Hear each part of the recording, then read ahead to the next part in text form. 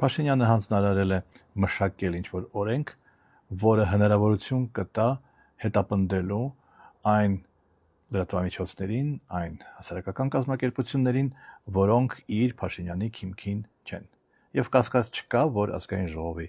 նոր կազմը, որտեղ ԿՊ-ն մեծամասնություն է կազմում, անիրավ ոչ լեգիտիմ մեծամասնություն, այդ օրենքը կանցկացնի։ Դրան կհետևեն նոր հետապնդումներ, նոր ձերբակալություններ, նոր կալանավորումներ, այն ամենը, ինչ Փաշինյանի ռեժիմը հիմա էլ է անում, բայց աշնանը կանի ավելի մեծ մասշտաբով եւ ավելի դաժան ձևով։ Այդպիսով ավտորիտարիզմը տրանսֆորմացվում է դեպի տոտալիտարիզմ։ Այդ ամենը իհարկե շատ ցավալի է մեղմ ասած, բայց թող գործընկերները ինձ ներեն 1000 անգամ ներողություն եմ խնդրում բոլոր գործընկերներից, դա ամենասարսափելի բանը չէ։ Այո, մեզ սպասում է բավականին դժվար, բավականին ծանր կյանք, բայց դա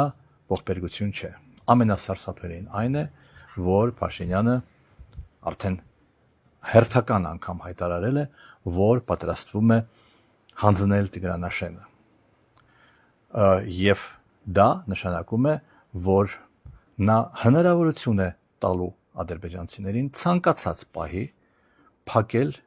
Հայաստանի ստրատեգիական ճանապարհը,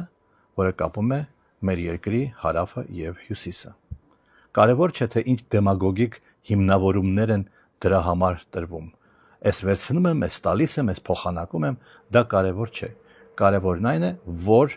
հանձնվում է փաստորեն ամենակարևոր ստրատեգիական ճանապարհը։ Եվ այդ ֆոնին, այն ինչի մասին մենք խոսում ենք, որ ԿՊ-ականները ցանկանում են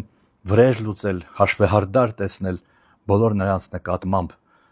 ովքեր իրենց հասցեին թթու խոսք են ասում, այդ ամենը իհարկե վատ է, բայց դա մահացու չէ։ Իսկ այն, ինչ անում են Փաշինյանը եւ Ալիևը, այդ դա մահացու վտանգ է Հայաստանի Հանրապետության համար։